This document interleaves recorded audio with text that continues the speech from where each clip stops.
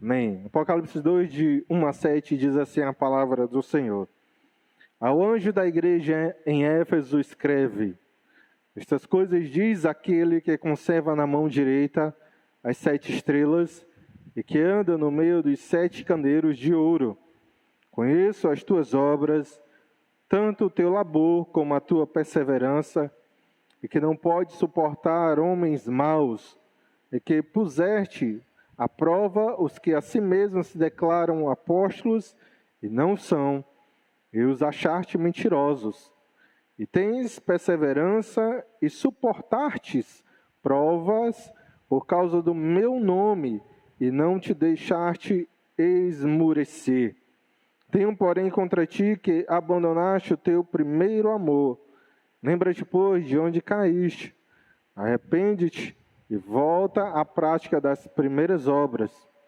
E se não, venho a ti e moverei do seu lugar o teu candeeiro, caso não te arrependas. Tens, contudo, a teu favor que odeia as obras dos nicolaítas, as quais eu também odeio.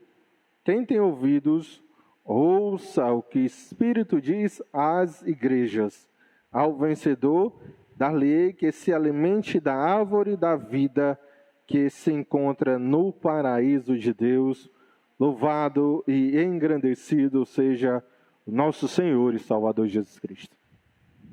Hoje nós vamos tratar, amados irmãos, sobre um assunto por vezes polêmico, por vezes que gera debate. Existe igreja perfeita? Ora, nós queremos nos congregar numa igreja perfeita. Uma igreja onde o pastor seja acessível e fiel às Sagradas Escrituras. Amém? Nós queremos nos congregar em uma igreja que tenha um bom ministério de louvor e que tenha uma equipe e espaço para que os nossos filhos possam ser instruídos também na palavra de Deus. Nós queremos participar de uma igreja onde nós podemos perceber que ela está engajada em diversos departamentos, em diversos ministérios.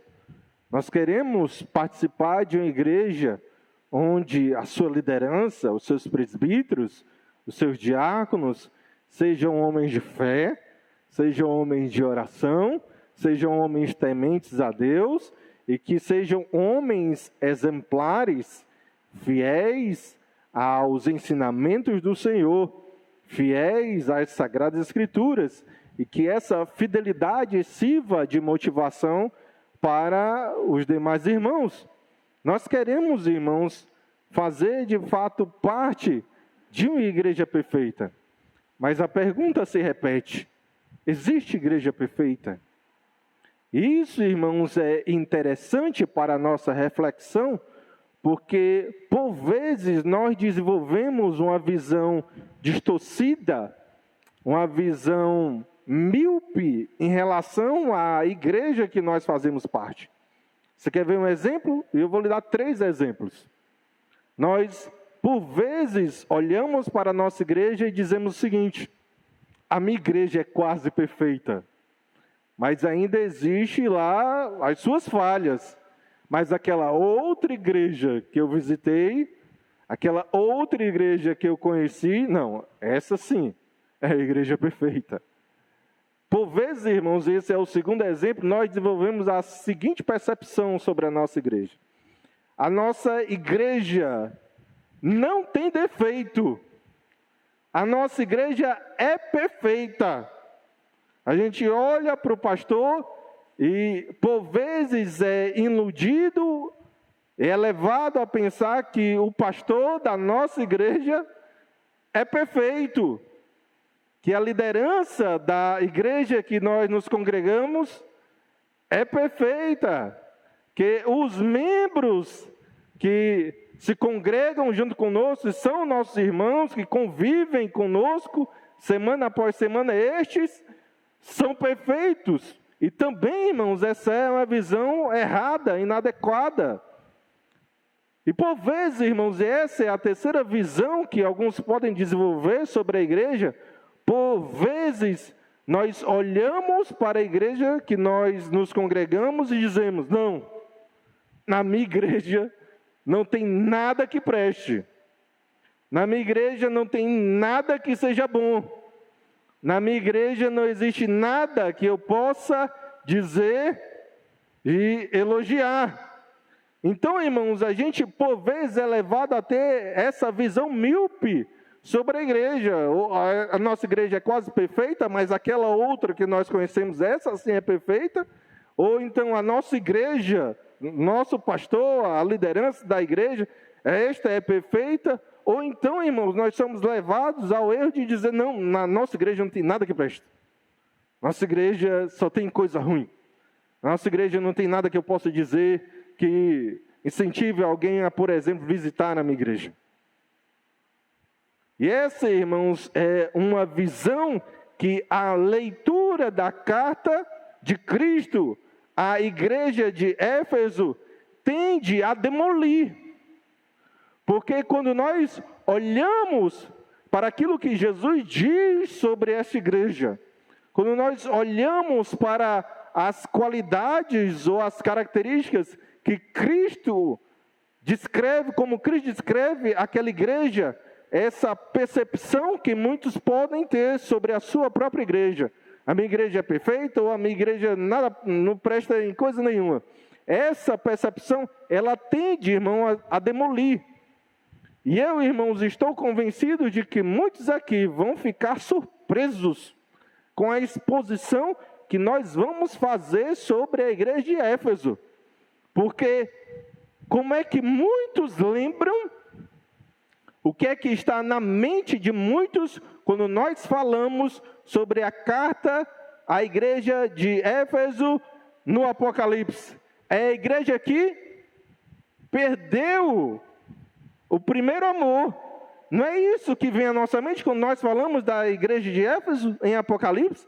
É a igreja que perdeu o primeiro amor. Ou seja, não tem nada de bom naquela igreja.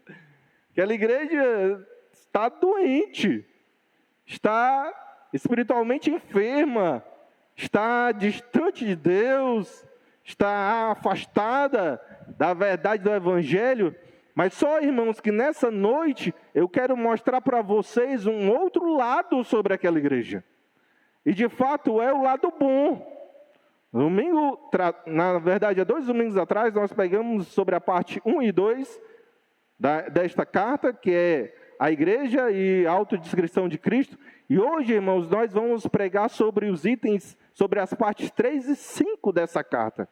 Quais sejam o conhecimento de Cristo sobre a sua igreja e o elogio que Cristo faz sobre aquela igreja. Ou seja, nós vamos pregar o versículo 2, 3 e 6. E você vai se surpreender sobre o que Cristo diz sobre aquela igreja, porque é o lado bom desta igreja que está em evidência aqui.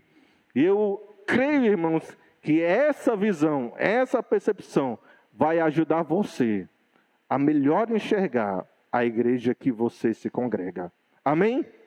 Então, nessa noite, eu quero desenvolver com você o seguinte tema, na verdade, repetir o tema que nós já estamos trabalhando. Retornando ao primeiro amor. E hoje será a parte 2, que é o conhecimento do noivo. Como é que Cristo via a igreja de Éfeso? Como é que de fato era aquela igreja?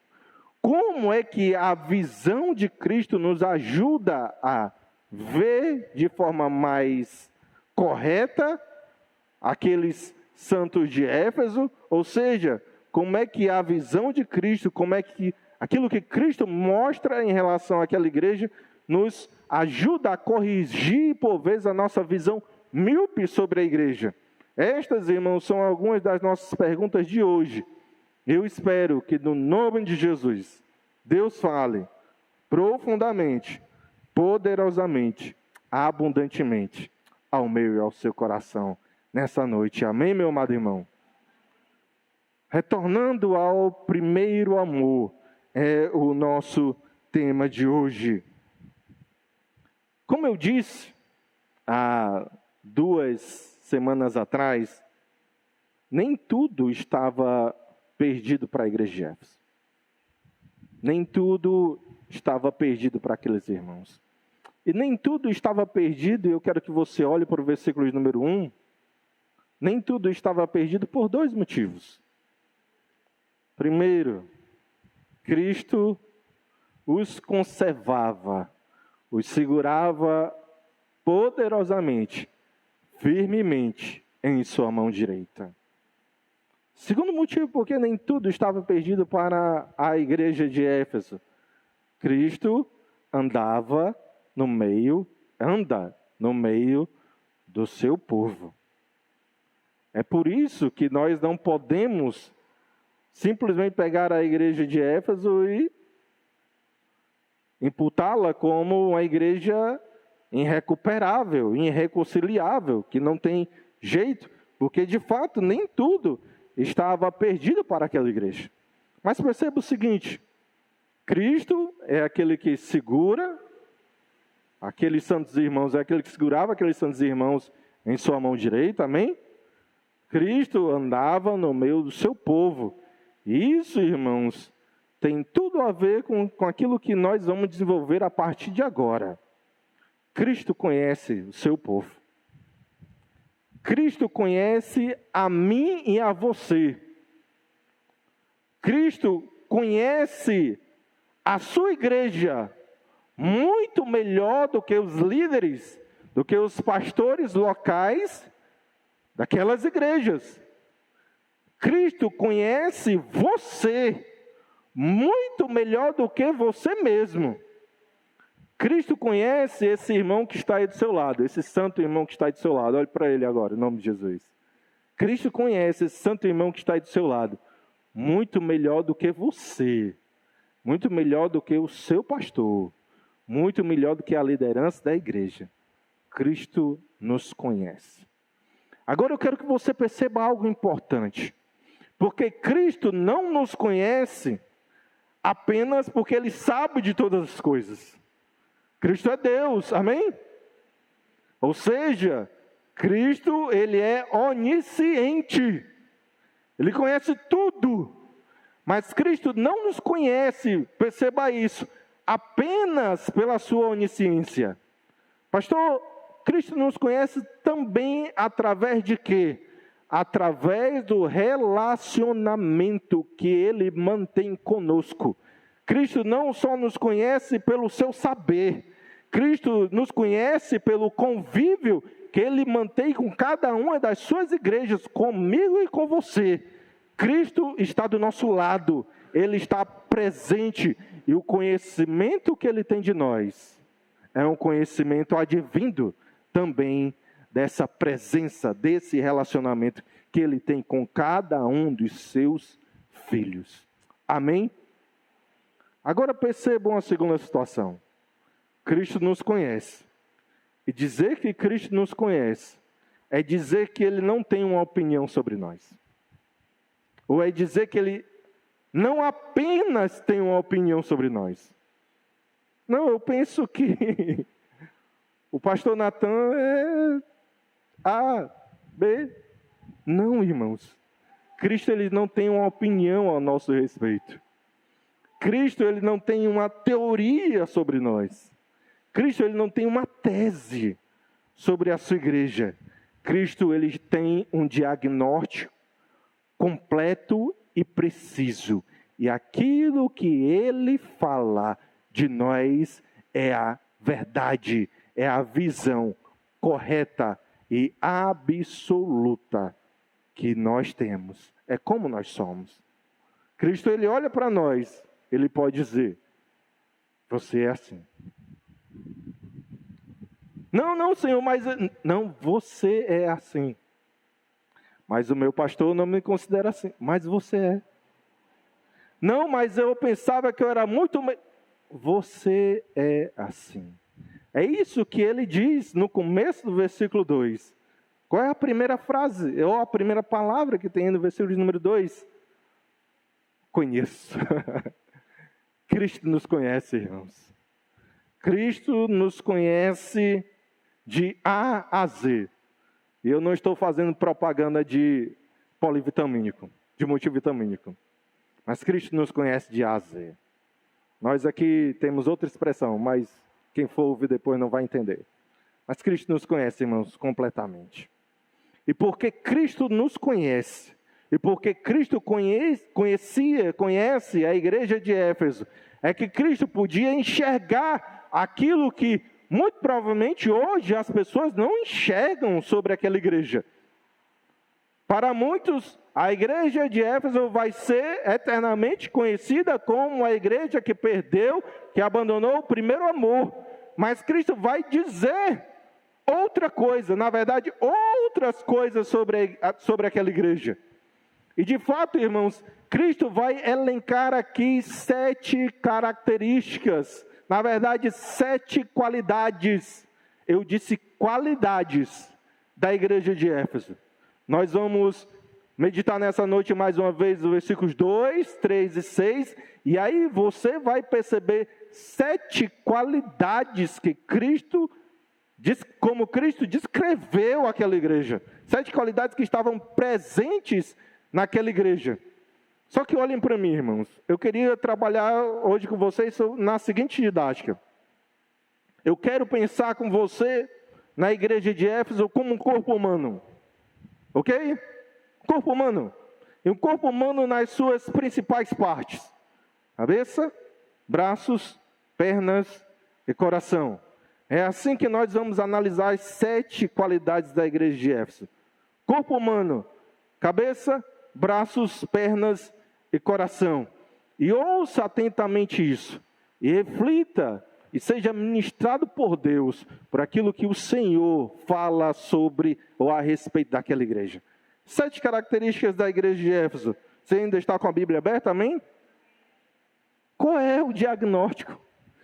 Se Cristo nos conhece. Se Cristo nos conhece completamente. Se Cristo conhece a sua igreja de forma precisa, qual é o diagnóstico que Cristo deu para a igreja de Éfeso? O que é que Cristo falou sobre, por exemplo, os braços de Éfeso? Os braços dos santos de Éfeso. E aqui nós temos as 2 primeiras qualidades. É o início do versículo de número 2. Acompanhem comigo a leitura. Conheço, o quê? As tuas, tanto o teu labor.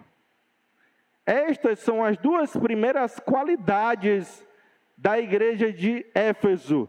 Isso tem a ver com os seus braços. É obra e labor.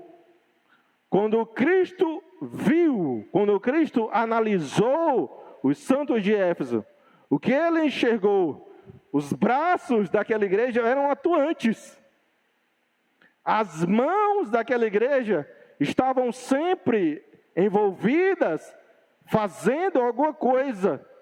Nós estamos, irmãos, diante de uma igreja que não para.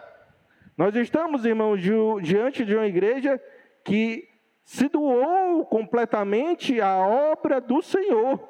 E essas 2 palavras aí, obra, primeira qualidade, e labor, a segunda qualidade. Essas 2 palavras, elas são interessantíssimas. Por que, pastor, são interessantes? Ouça isso. O que é que significa obra, pastor? Obra é um termo geral para falar de forma genérica das várias atividades que aquela igreja estava envolvida. Quando Cristo falou, eu conheço as tuas obras, sabe o que é que Cristo estava vendo? Se a gente fosse trazer para os nossos dias, eu sei que vocês são bastante atuantes na causa do Evangelho. Trazendo para os nossos dias, nós estamos diante de uma igreja que tem vários ministérios e as sociedades internas dessa igreja funcionam.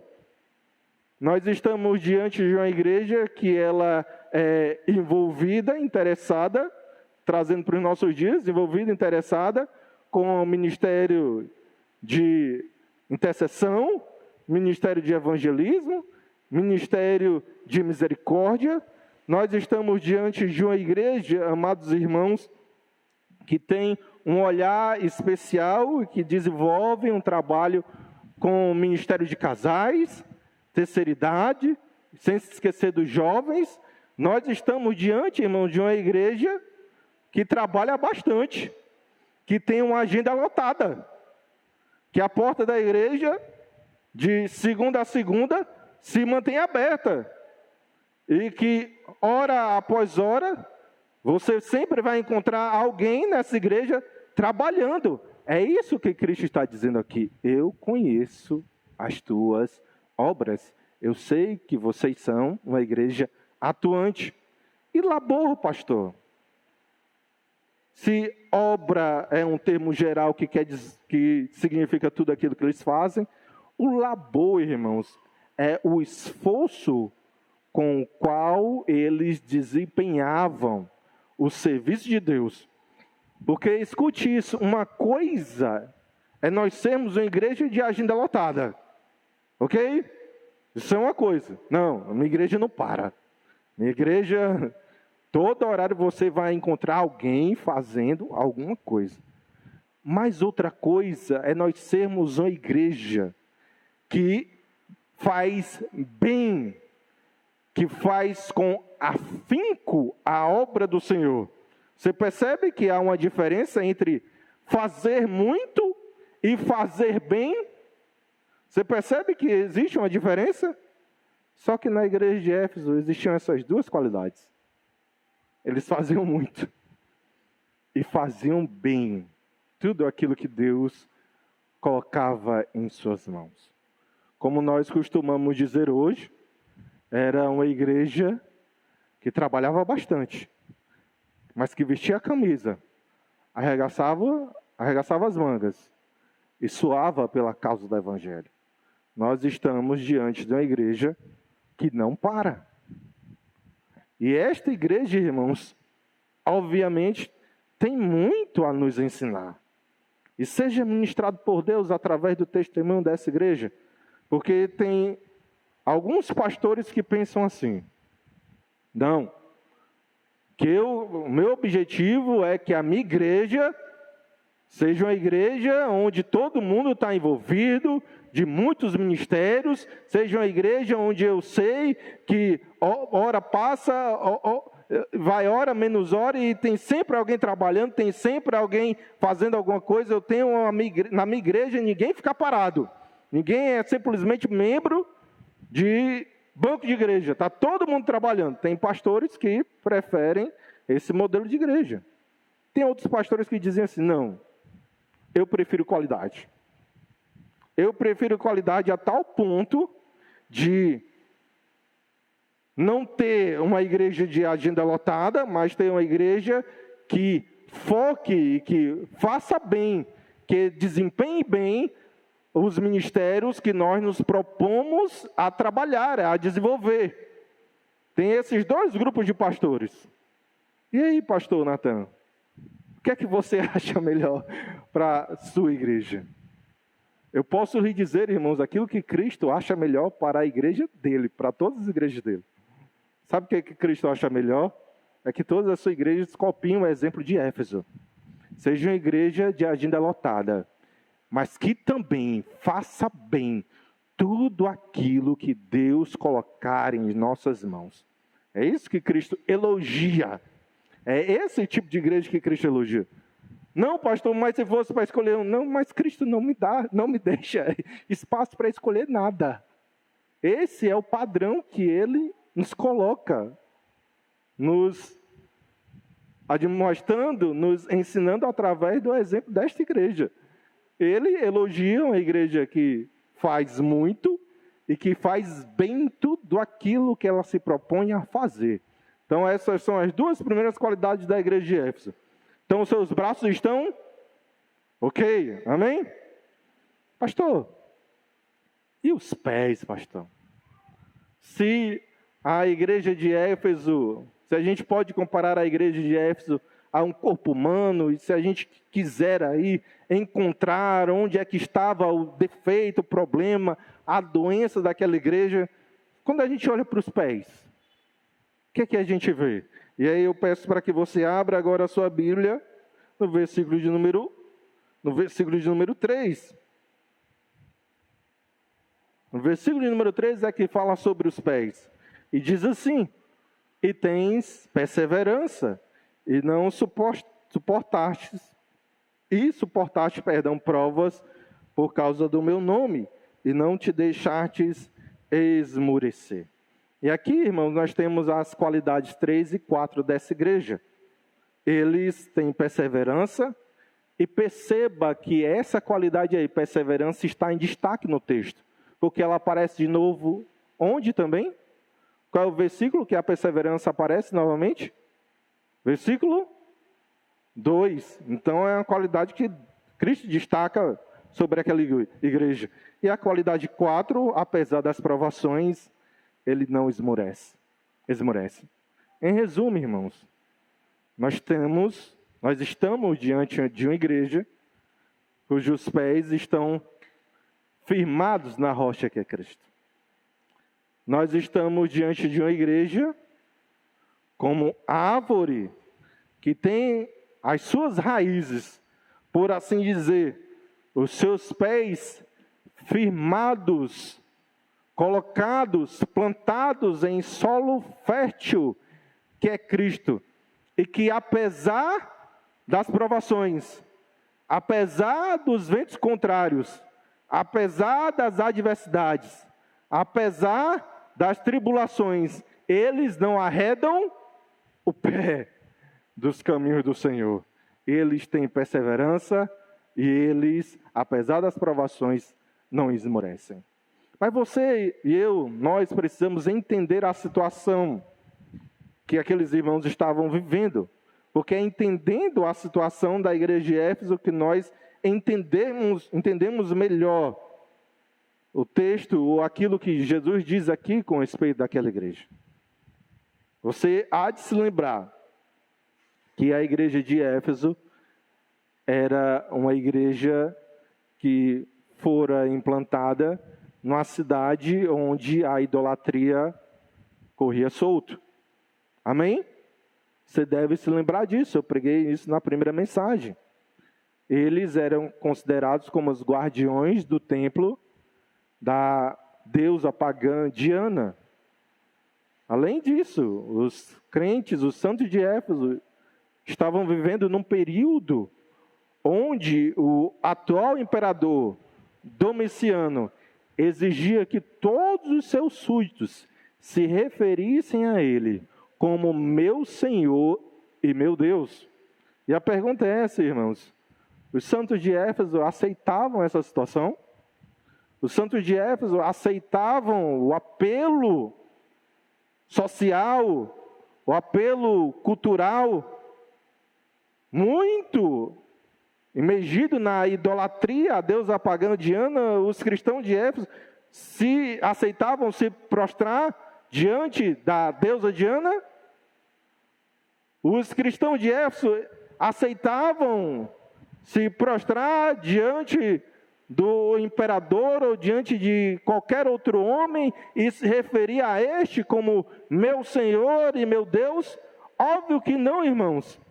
E por causa disso, muitos deles foram presos, muitos foram perseguidos, muitos sofreram violência física, muitos tiveram que viver à margem da sociedade, muitos perderam seu comércio.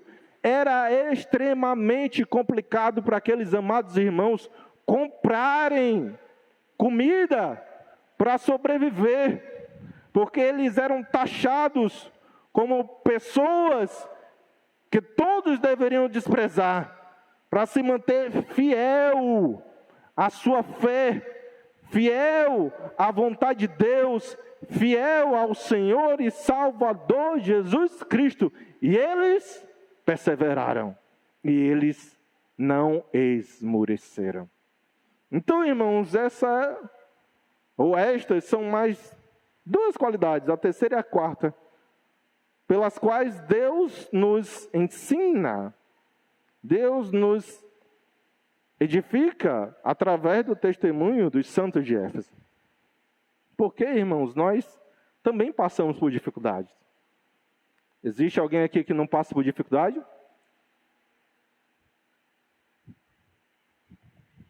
Existe, irmãos? Alguém aqui que não tem problema? Eu tenho uns aí, viu? Sobrando para resolver. Se alguém estiver tranquilo, a gente pode dividir a carga. Todos nós passamos por dificuldade.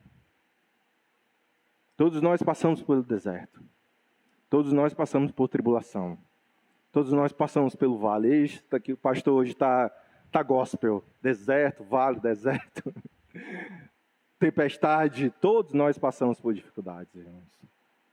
E por vezes, e é esse o cuidado que nós devemos ter, por vezes a tribulação pode, não deveria, mas pode afastar alguns dos caminhos do Senhor. Tirar os nossos pés da presença de Deus. Por vezes, irmãos, a tribulação, a aprovação, ela pode nos afastar do Senhor, nos desviar de Deus.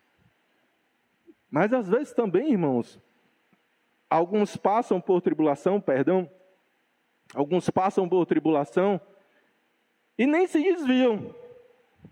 Pastor, tô passando aqui pela prova, mas tô aqui, pastor. Tô vindo para a igreja, tô buscando a Deus.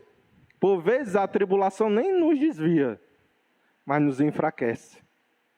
Não é verdade?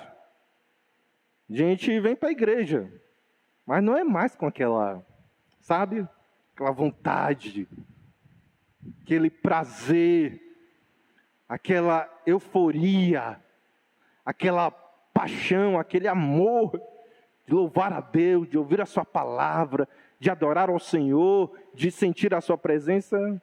Não, pastor, eu estou passando aí por uns problemas, mas estou aqui. Mas como é que você está aqui, meu irmão? Por vezes a tribulação ela não nos desvia, mas ela nos enfraquece de tal forma que antes a gente lia a Bíblia todos os dias. E crente lê a Bíblia todos os dias, amém? Quantas vezes, pastor? O salmista diz que é dia e noite. Então tem que ser pelo menos manhã e noite. Na verdade, irmão, dia e noite é o tempo todo, tá? Você, antes da tribulação, até lê a Bíblia. Até orava com frequência, e crente ora com frequência. A exemplo dessa igreja, 6 da manhã, meio-dia, 18 horas, 24 horas. Todo mundo está acompanhando as orações, amém? Pelo menos eu creio que eu estou postando lá minhas orações, está todo mundo ouvindo, inclusive em casa, encerrando comigo, dizendo amém. Estou achando isso, amém? Mas aí a gente vai perdendo esse interesse, por causa da tribulação. E aqui, Deus nos adverte através desta igreja, que a não permitirmos ou a nos apegarmos a Deus de tal forma, a buscarmos a presença do Senhor de tal maneira, a nos deixarmos edificar pelo Espírito Santo de tal maneira, que a tribulação não nos desvie, mas também que não nos enfraqueça, que ela não nos afaste de Deus, mas também que ela não nos desmotive. Então, quando a gente olha para os pés dos santos de Éfeso, a exemplo de suas mãos, está tudo ok. Porque eles trabalham muito, eles fazem muito, mas também os seus pés estão firmes no Senhor. Ok, pastor, nós já entendemos. Está fazendo o check-up aqui da igreja de Éfeso. Analisamos primeiro os braços. Os braços estão ok, passaram no teste. Temos a X das pernas, e Cristo só disse coisas boas sobre as pernas, sobre os pés daquela igreja. E a cabeça, pastor? Como é que estava a cabeça daquela igreja? Não é que a cabeça estava tão saudável quanto as suas mãos e pés, E eu quero que você leia a parte final do versículo 2 e o versículo de número 6. E nós vamos encontrar as 3 últimas qualidades daquela igreja. Parte final do versículo 2 e o versículo 6. Diz assim a palavra do Senhor: e que não pode suportar homens maus, que pusestes à prova os que a si mesmos se declaram apóstolos e não são, e os achastes mentirosos. 6. Tens, contudo, a teu favor que odeia as obras dos nicolaítas, as quais eu também odeio.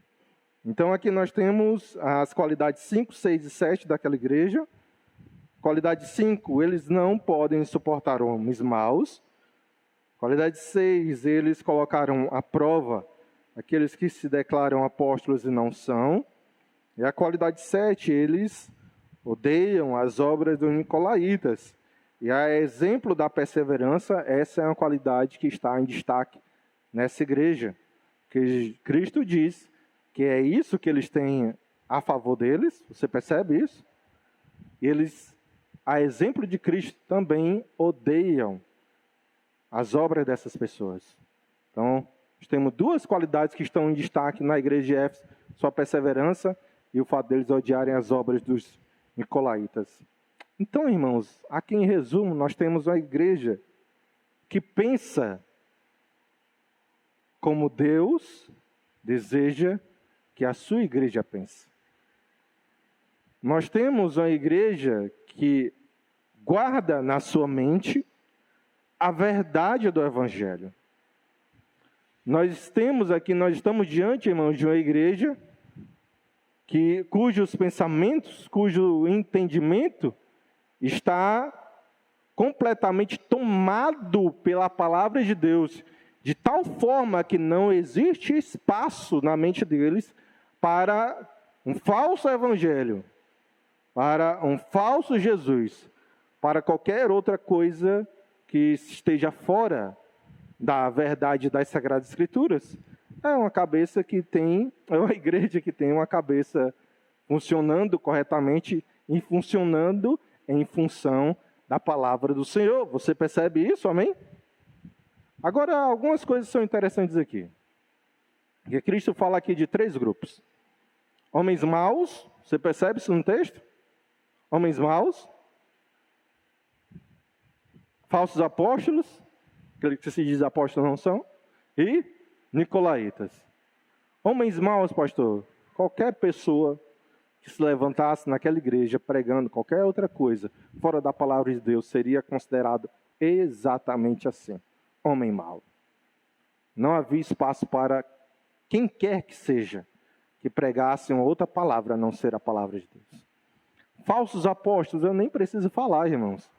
E você percebe que a igreja de Éfeso e os cristãos do primeiro século já tinham esse problema que nós temos hoje. Nós também temos esse problema hoje, irmãos. De gente que se diz apóstolo. E aí você percebe que quanto mais alguém arroga para si a autoridade, sem assumir, ou sem dizer, sem se considerar, melhor dizendo, servo de Cristo, menos autoridade de Cristo ela tem.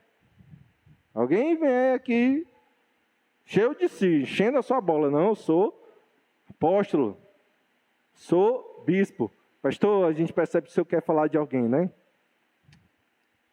Se você já percebeu, então fica na bênção.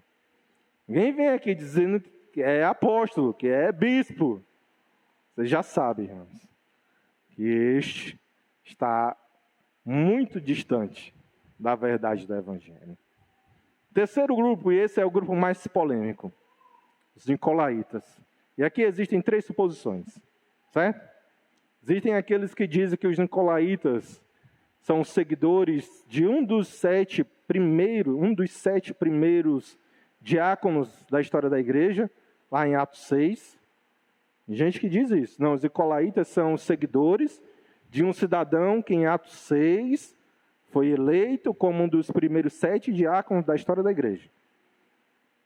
há outros que dizem o seguinte: não, os nicolaítas, eles não entenderam de forma correta o ensino desse diácono, de Atos 6, e eles estavam usando o nome deste irmão, que obviamente tinha autoridade na igreja, para ter espaço nas demais igrejas.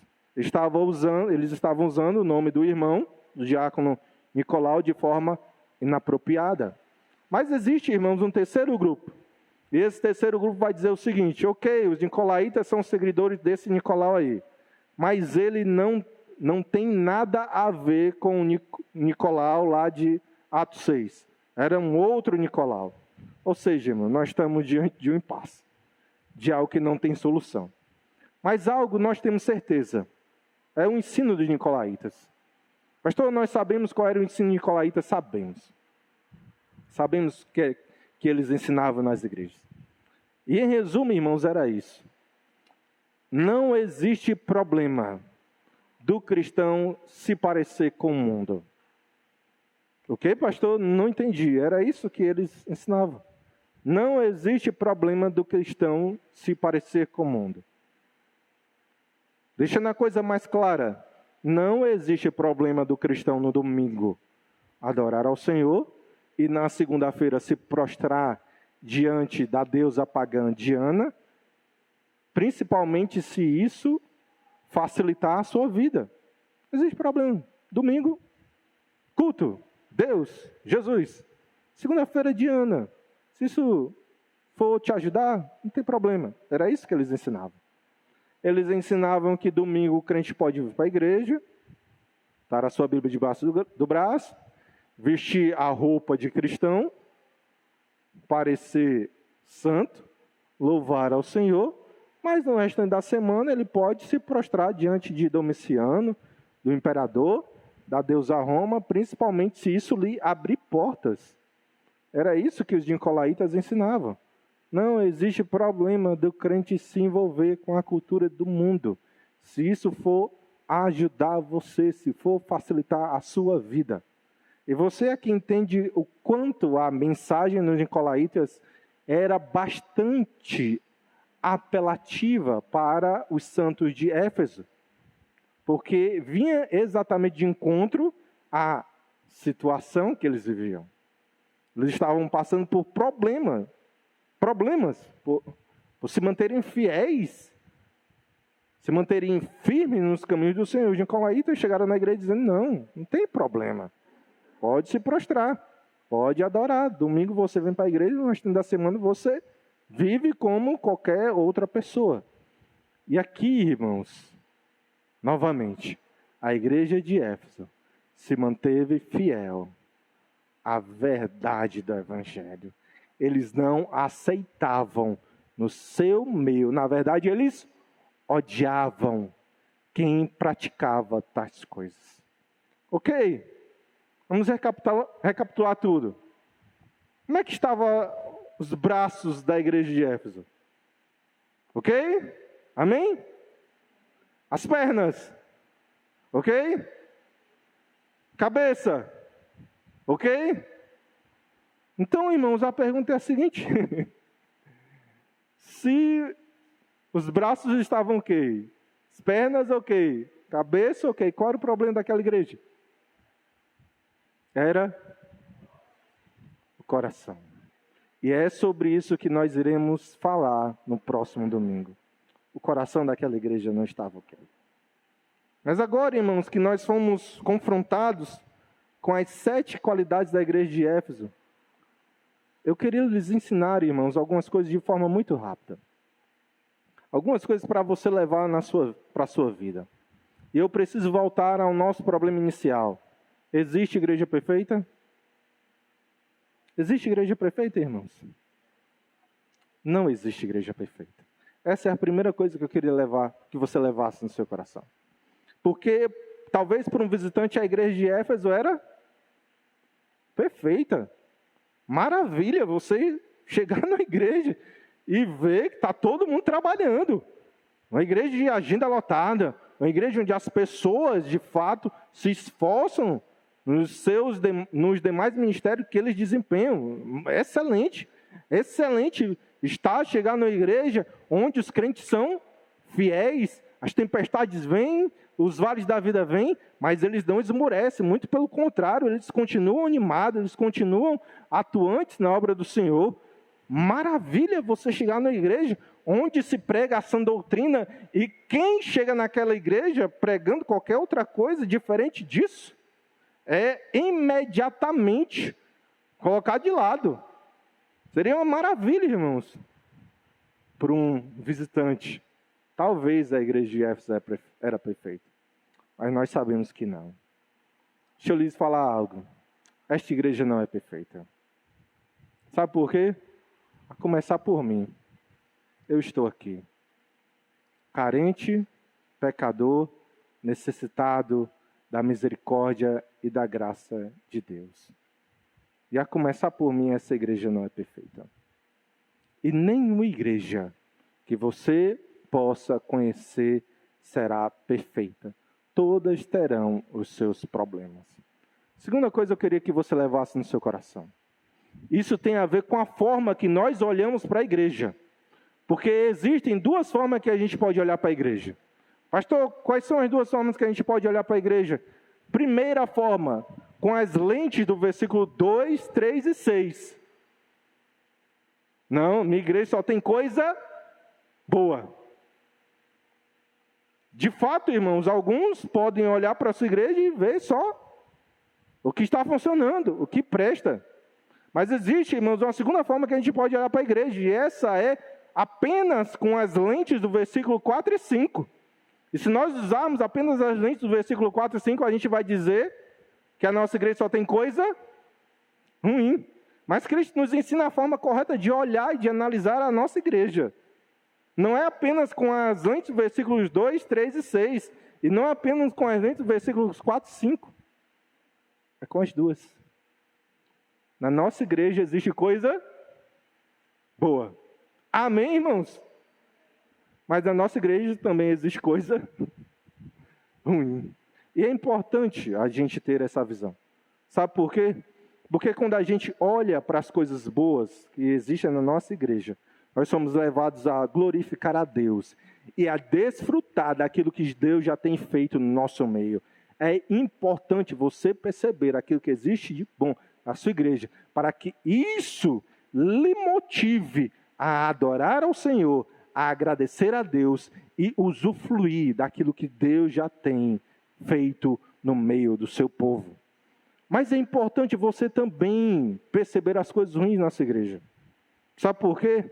Porque só assim você será capaz de ajudar a sua igreja a melhorar. Pregando contra o erro, orando para que Deus derrame a sua misericórdia sobre nós nesse sentido. E nos levando aos pés do Salvador. Nós precisamos ver o que é bom. Nós precisamos ver o que é ruim.